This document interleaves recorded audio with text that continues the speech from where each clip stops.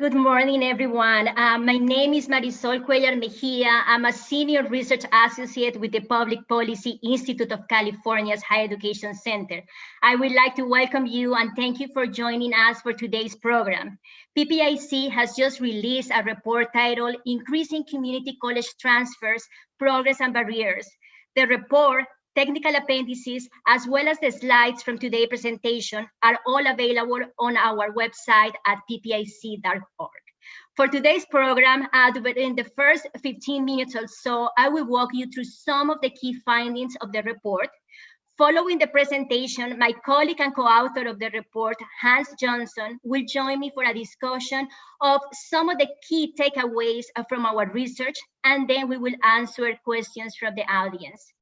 If you have a question, please send an email to the email address on the screen at ppiceventquestions@gmail.com. ppiceventquestions@gmail.com. We will appreciate you including your name and organization along with that with your question. So with this, let me start my presentation. Actually, before starting, I would like to take some time to acknowledge the support from our funders, the College Futures Foundation, the Bill and Melinda Gates Foundation, the Evelyn and Walter Hans Jr. Fund, and the Sutton Family Fund. Thank you very much for supporting our research. I would also want to thank the California Community College Chancellor's Office, who provided us with a student-level data, without which this research would have not been possible. Finally, I would want to thank Sergio Sanchez, which was our research associate and provide excellent research support for this project. Now, let's get to the results. So without further ado, let me start by saying why transfers matter. The California Community College system is the largest higher education system in the nation. And the vast majority of students in our system enter community colleges with the hope of transferring to a four-year institution and getting a bachelor's degree. The California community system is the primary access point to higher education for low-income, first generation, and historically underrepresented groups. For that reason, the transfer function is crucial to increasing the supply of bachelor's degree in our state. And this is more important in California relative to other states because California relies heavily on community colleges as an entry point to higher education. That's it, a higher share of our high school degrees start their higher education journey in a community college than in a four-year institution. And because community colleges really reflect the full diversity of the state population, improving outcome from community college students will go a long way towards improving the economic and social mobility in our state. The first result that I want to highlight is that we mentioned, even though that we mentioned that the vast majority of students who enter community college hope to transfer to a four-year institution, unfortunately, most do not transfer.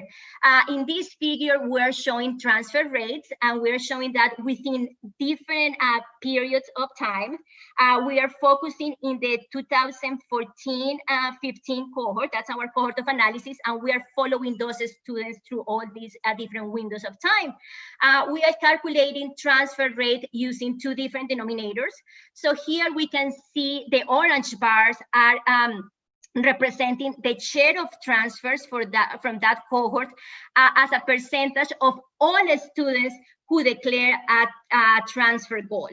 And by that measure, we have that only 19% of students successfully transfer within 4 years, and we have that 28% did transfer within 6 years. However, some might think that this is a very broad definition, or this is a very broad denominator to use. So we thought that we could use as an alternative measure those students who have shown some progress toward transfer. And this is because in reality, many students who declare a transfer goal exit the system after only one term, and they do for these different reasons. So how we identify students who have shown some early progress towards transfer is we identify students who have taken any math or English course within the first 3 years of enrollment. Those courses include remedial courses, and who have earned at least 12 units. If a student meets these conditions, we believe that students have made some tangible progress, and this is really not a very high bar.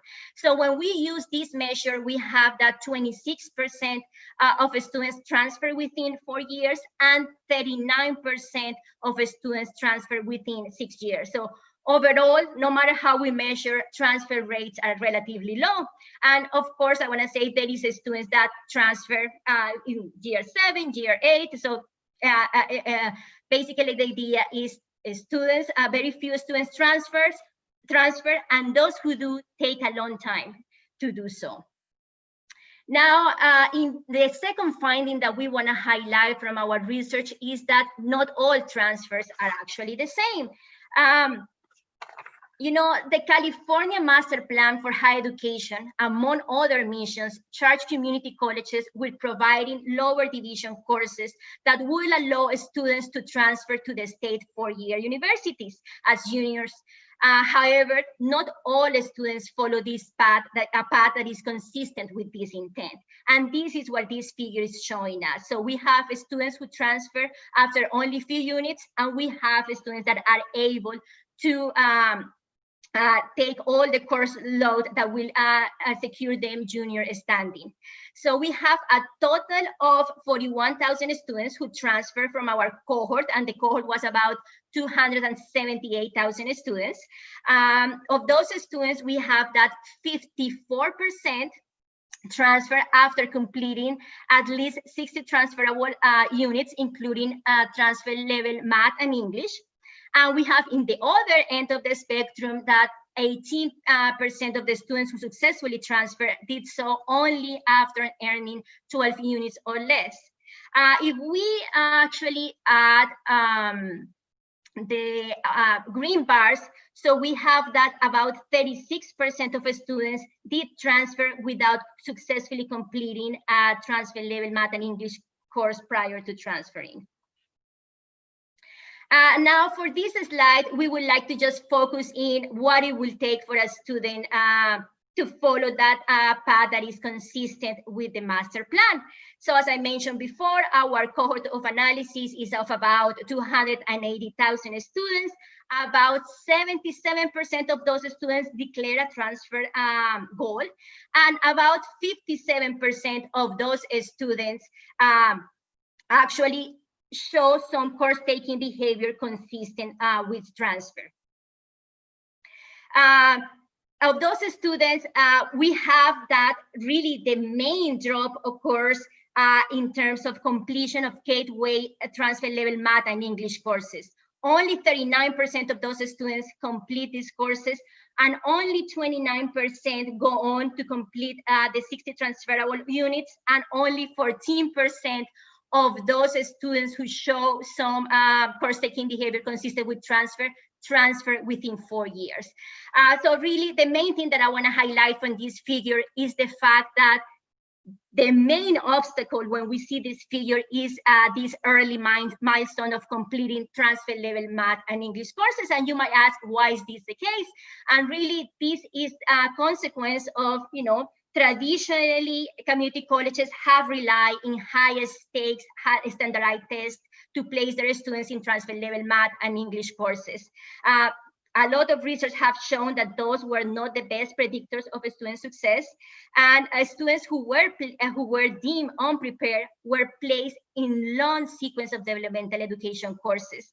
And we also, previous research from PPIC, we have shown that students who start their journey in developmental education courses were significantly less likely to ever complete a transfer level math and English course.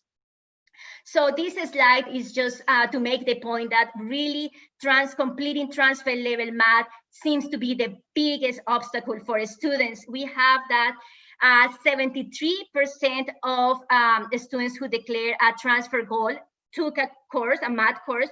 However, only 36% enroll in a transfer level course. And this is showing us like the impact of developmental education that had in this, historically that has had on community college students. And only 29% of those students went on successfully completing that course. So now let's look a little bit about what happened for different type of students. And what we see is that there is not only gaps in terms of the share of students who want to transfer and the ones who actually transfer, but there is also big gaps in terms of equity. We have that even though there is not a significant difference in the share of students who declare a transfer goal among racial and ethnic groups, everybody more or less the same, we start to see equity gaps to appear early on. And what I find is interesting about this figure is that these gaps appear early on, very early on for African Americans. So what this figure is showing us, what this set of bars, is that African American students are less likely to show early progress towards transfers. That's it. They are less likely to enroll in a math and English course and earn 12 units within 3 years. And at that point, we don't really see gaps between white students and Latino students. Once we start looking at gateway completion of transfer level math and English courses, that's when we start seeing important gaps for both Latino and African Americans.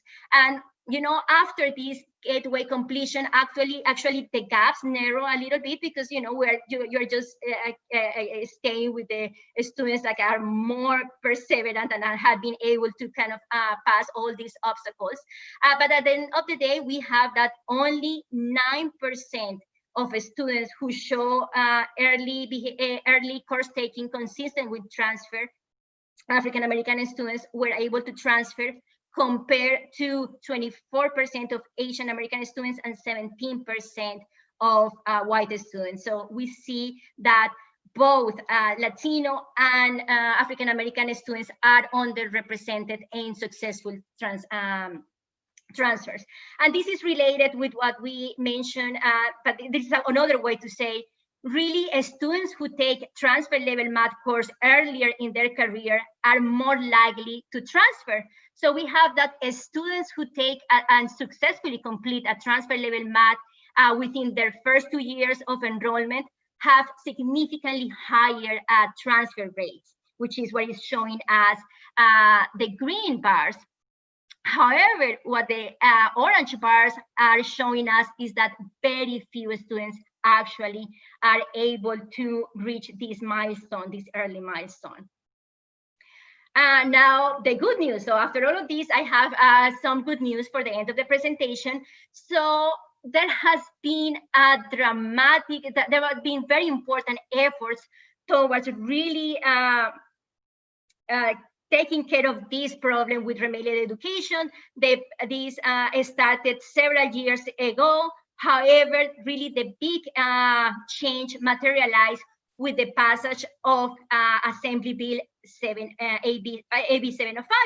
And for those of you who are not familiar with the new law, under AB 705, colleges are required to maximize the likelihood that the students enroll and successfully complete transfer level math and English courses. And when I say math, I'm also talking about the statistics and quantitative reasoning courses, that they complete these courses within a 1 year time frame. And also, this law mandates college to use high school records as the main criteria for placement decisions. And what this slide shows is that as a result of this, we have seen a dramatic, remarkable increase in the share of students whose first English course ever is a transfer level course.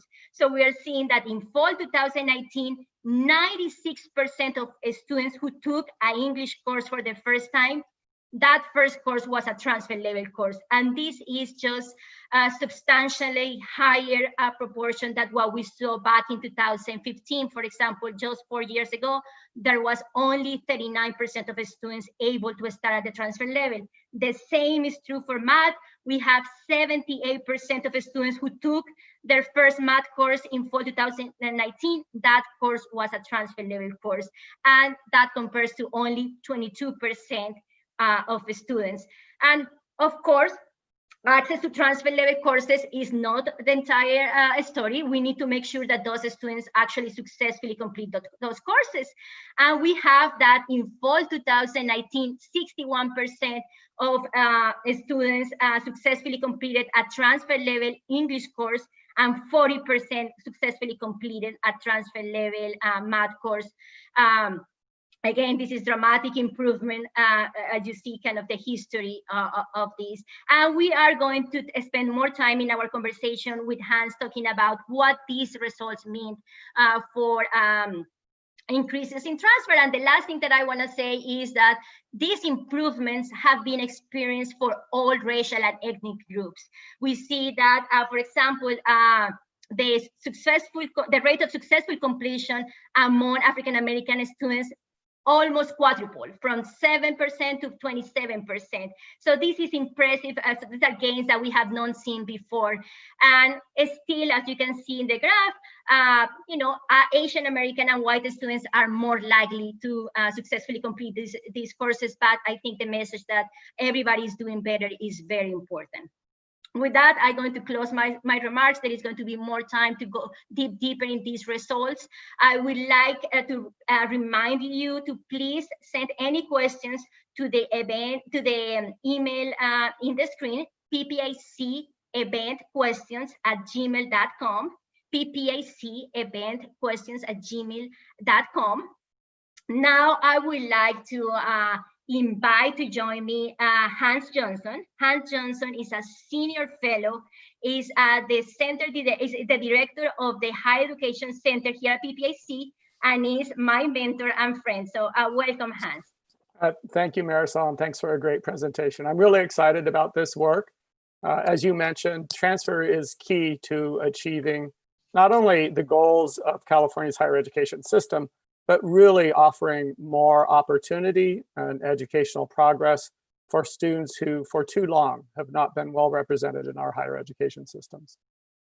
Thank you, Hans. Let's start because we were both so excited. I was so excited talking about AB 705 results that I went a little over time. So let's just go and why you don't talk a little bit about why these results, what we are seeing in the first term of implementation, that all colleges are moving with the implementation of AB 705, what this means for transfer. And we did an exercise of projecting what will be the increase in transfer. Can you please talk a little bit about that?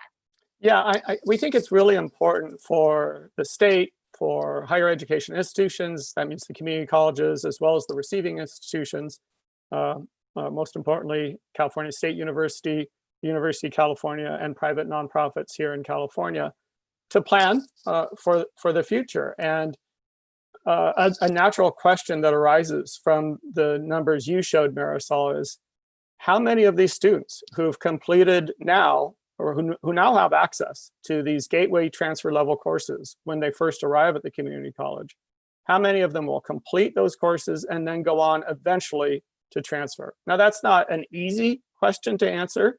We developed a couple projection scenarios, and I'm just going to walk people through those really quickly. I don't want to get into the weeds, but the weeds are in our report and in the appendix of the report, as well as some of it in the main body of the report.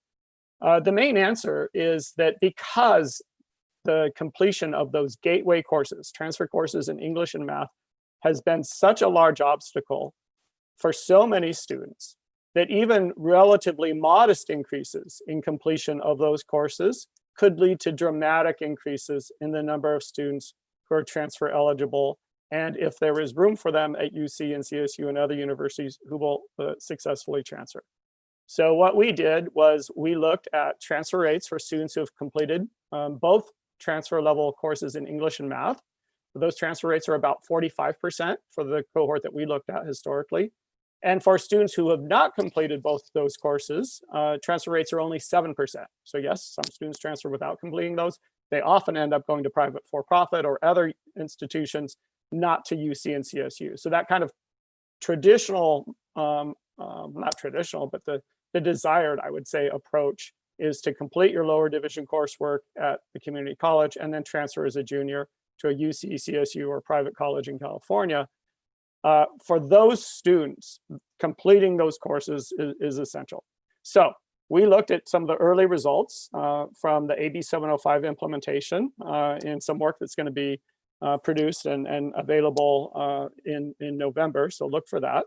But we looked at those numbers, and we found that with that big increase in the number of students who are now completing those gateway courses in English and math, and there's still room to go there, but still huge increases, that if those students then go on and complete subsequent courses, lower division courses, transfer level courses, as other cohorts have in the past, then we could expect an increase in the number of transfers over the next 4 years of as much as 70%.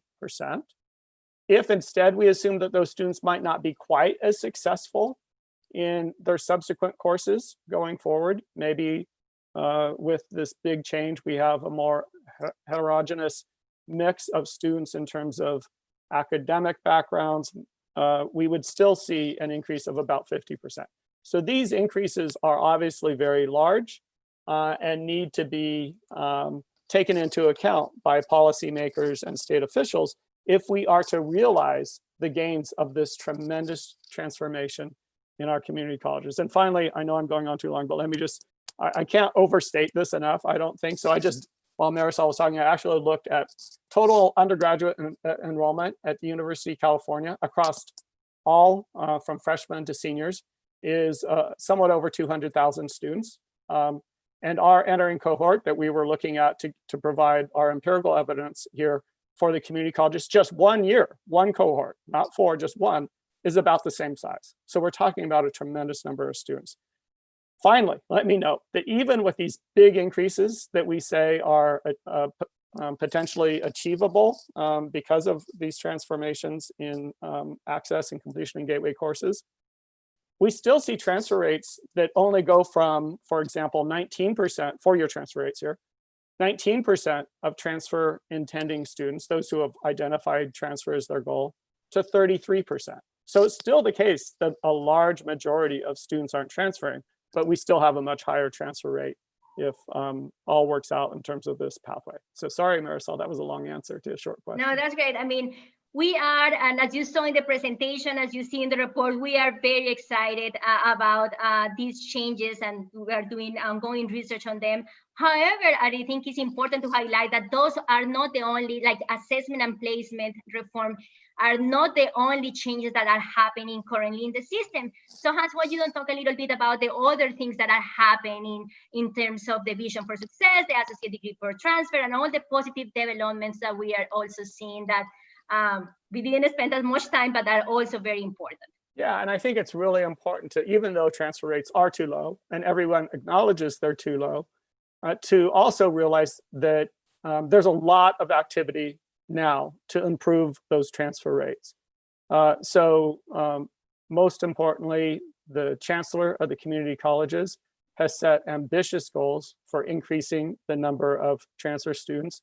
That goal has been specifically focused on UC and CSU, and in the vision for success of Chancellor Oakley, the goal is to increase the number of transfers by 35% over a 5-year period. So of course, setting the goal is just one part of the process. The next is, how are you going to get there? And so there's lots of different programs I could mention.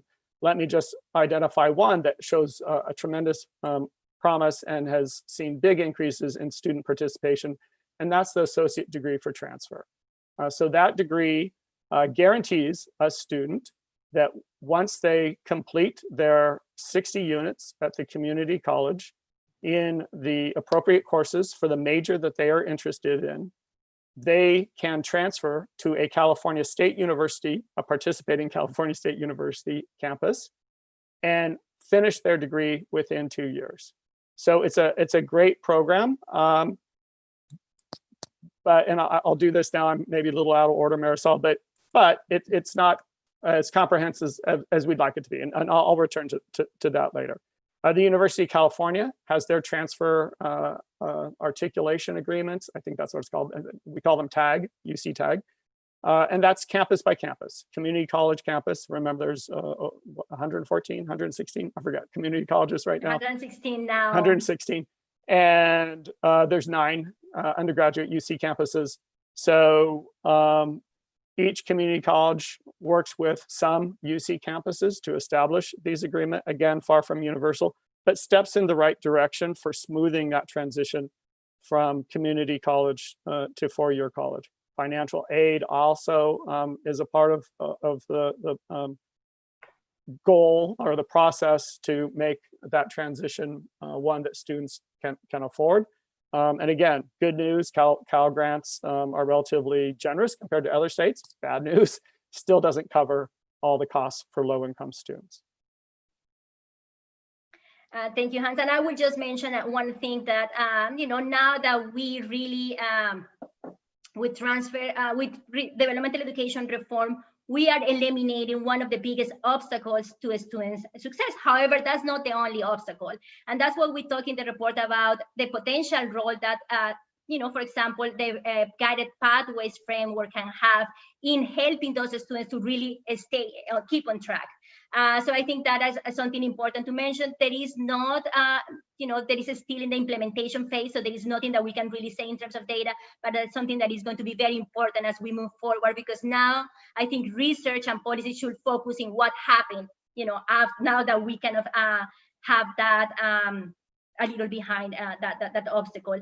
Now, before we start with questions from our audience, why you don't talk about, comes to the recommendations of the report, what still needs to happen for community colleges and also for the four-year universities, what needs to happen so we see an improvement in transfers? Right, and we really want to get to those questions, so just hold on. But I appreciate you bringing up Guided Pathways as another one of the programs that shows some progress and some promise. So we're concerned about a lot of current issues. The pandemic is one of them. We know that enrollments seem to have declined this fall compared to the previous semester. And we saw a tremendous increase in the numbers of students who withdrew from courses in the spring. And so identifying those students, reaching out to them and getting them back in the system is going to be key. In general, we think that the community colleges should be really closely monitoring these early momentum metrics, these key milestones, and helping students achieve those and identifying what the obstacles are for students in achieving those. We also found in this report a large number of students who are very close to being transfer eligible, or even were transfer eligible but didn't transfer. So again, more hands-on work with those students to figure out if they need a few courses to become transfer eligible, identify those courses, give those students priority enrollment in those courses, make sure those courses are widely taught and available so that we could get more students ready for transfer. And then from the standpoint of the universities, the four-year colleges, transfer is a two-way street, right? So it isn't just the sending institutions, the community colleges that have to act. It's also the four-year colleges and the state that need to act. So there's a lot that we can do there. First of all, the state needs to develop some priorities and goals for ensuring that as this wave of transfer intending students succeeds in these gateway courses and then eventually looks to transfer, that there's capacity at those four-year institutions, whether it's physical capacity or perhaps even more importantly, operating capacity, as we highlighted in a recent CSU report. By operating capacity, we mean faculty teaching courses that students need to take to earn their bachelor's degree. We need to do that. We also need to have the systems work more closely together. For example, the associate degree for transfer program is fantastic. Almost all the community colleges have an associate degree for transfer in business administration, for example, in that major. And that having completed that ADT in business provides a student the ability to transfer to quite a number of California State University campuses, but it doesn't include the University of California. Importantly, it does include some private nonprofit institutions, but it doesn't include some key majors either. So for example, there's far fewer of these ADTs in computer science available to students, and there are none in engineering. So those kinds of steps, improvements need to be taken to make the ADT a more meaningful or a more encompassing approach for more students. And I guess I would just say in general, what California needs to do is work across systems, encourage the systems to create as seamless a system as possible for community college students to make it to those four-year colleges. Lower division requirements that are similar, if not identical, across the four-year campuses that they're applying to within the field they're interested in. There's lots of things like that. And if there's questions and answers, we could go into some of those details in this next part of this presentation. So I'll end it there, and I think we're going to. So now let me start asking you questions from the audience. So I have one other thing, do we want to put up the slide on where to send questions? Here we go. Oh, great. Thank you. Yes, remember, there is still time to send your questions at ppiceventquestions@gmail.com. And the first question from the audience comes from a viewer in Riverside County, and it's related to something that you just mentioned. So it is, looking at your data today, I see that approximately half of students that reach 60 transferable units or more still do not transfer successfully, even across all races. That remains true. What are your insights as where these eligible students are going after the community college system? And I will add, what are the main barriers that those students are facing that they are being unable to do that jump from the community college system to the four-year institution? So so it's a great question. It's something that really stands out in the data. The RP group has done some good work looking at this. And I will also mention the Campaign for College Opportunity has been working really hard to establish and then improve the ADT program, which is one way that we can help solve this problem of students completing these units, but not being able to transfer. In some cases, those units weren't in the right courses that they needed for their major. For many students, though, the issue is one of affordability. So even though California has relatively generous state and institutional grant programs, and of course, then there's the federal Pell Grant program, low-income students still often have to take on debt to go to a four-year college or university. So there's more that could be done to, first of all, let students know about the grant aid that's available to them to help them make that transition. And then there's finally just the application process itself, which can be really cumbersome, difficult, with deadlines that vary according to the institution that you're looking at attending. And then finally, some students who are transfer eligible do actually apply to transfer, and they're turned away. So both UC and CSU many of their campuses are impacted. Not able to accept all of the transfer level students who would otherwise be able to enroll because there's just not enough space for them. And so this is really a campus by campus issue, but I think, again, having a more strategic, systematic plan on the part of the state and the systems to address those issues could help. And finally, as a researcher, I'd say, and more research is necessary to figure out specifically what some of those obstacles are. Again, I would give a nod to the RP group, and you can find them on the web, who've done some good work in this area. Yeah, which is a great report, because really what they are doing is that's the voice of the students. They interview a good number of students and ask them, like, what are the biggest obstacles? And I has mentioned, financial constraints, family study balance. So this is a very interesting work. The second question from our audience is from somebody from the East Bay.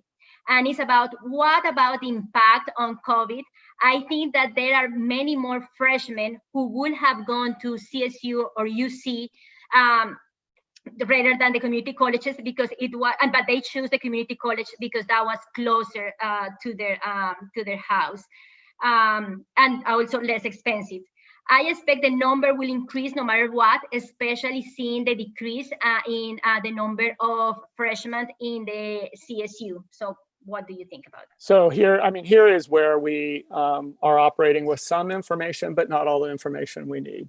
And where having a statewide longitudinal student data system, which the governor is in favor of, and there's an effort to move that forward, would help us answer some of these questions much more quickly. And these are really important questions. So here's what we know right now is that in the community colleges in the spring, when they went fully online, there was a very, very large increase in the number of students who withdrew.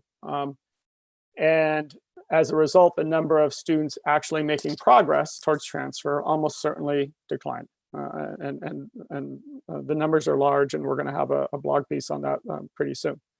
The California the California Student Aid Commission did a study, actually a survey of students and COVID and what they were thinking. And it's just as our questioner implied or stated, and that is that a number of students said that they were thinking that rather than going to their four-year college or university, they would go to a community college. So we have a lot of, I would just say, turmoil happening right now, where some students aren't showing up at the community colleges who might have been in it before. Other students who might have been first-time students at the community colleges not going. Some UC and CSU students opting for community college courses instead of their four-year college because of the pandemic, wanting to be maybe closer to home, living at home, and frankly, in many cases, feeling like if they're going to be taking courses online, it's much cheaper for them to do that at the California community college system than it is at UC or CSU. We don't know the relatively scale of each one of those things, but they're all at play here. Thank you, Hans. And we are receiving a lot of questions from the audience, so I apologize if we are not able to get to all the questions. We have another question from a viewer in Merced, and the question is specific about if we look at transfer rates by gender, and I will answer that. We unfortunately didn't really look at these differences across gender. We focus in the racial equity dimension. And also it says something about statistics. We didn't do differentiate between math and completed statistics. However, you are going to see some of that when we release our research on AB 705 implementation. We will have, completion of traditional algebra-based courses versus statistic courses. So stay tuned, and we will have something about statistics in future research. Now we have another question about, so this is from Sacramento. It says, does your research provide any hard data about the link between guided pathways and math placement? What policy changes might need to happen to ensure that folks are taking the math class that is most appropriate for them? So you'll see more on this in the future. We know that there has been a large increase in the number of students taking statistics. And that was not a part of this study, but the study that's coming out in the fall. So that statistics pathway is one that provides students with some strong quantitative reasoning skills, but does not allow them to, in most cases, major in a STEM major, that's science, technology, engineering, and math. So it's a great pathway for students in the social sciences or humanities. But we also need to make sure that students who are interested in STEM are able to succeed in that traditional math pathway. Guided pathways is meant to have a student identify or help a student identify the right math course for the major they want. And we have not done an analysis of guided pathways yet. But again, there's the reason that's being rolled out system-wide is that other work has shown that there's just a lot of promise there. And again, you could understand why, a typical community college student comes to the college, mostly young, some older students, but there's just this whole sea of options available to them, and helping those students narrow down those options and figuring out what exactly they need to do, the pathway courses they need to take to get to where they want to be is the main emphasis of guided pathways. So I think that there's a lot, again, of promise there, and let's hope it works. And I will add, Hans, that as colleges implement their remedial reform as part of being compliant with AB 705, colleges are starting to offer multiple math pathways, which is a part of what Hans was saying about statistics and the BSTEM path.